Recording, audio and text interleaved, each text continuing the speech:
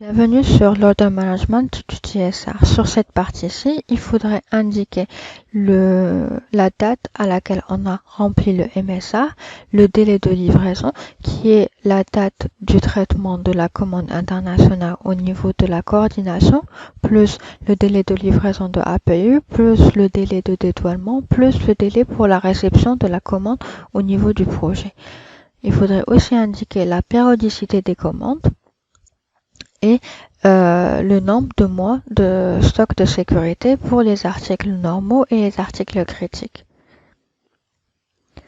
Au niveau de l'order management, le stock actuel, la catégorie des produits, les FMC et les pipelines sont directement pris du stock management.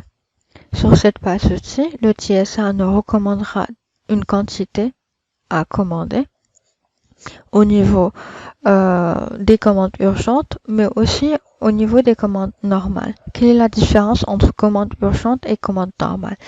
La commande urgente est la quantité qu'il faut faire acheminer au niveau du projet pour faire face à une rupture jusqu'à la date d'arrivée indiquée à ce niveau-ci. Donc,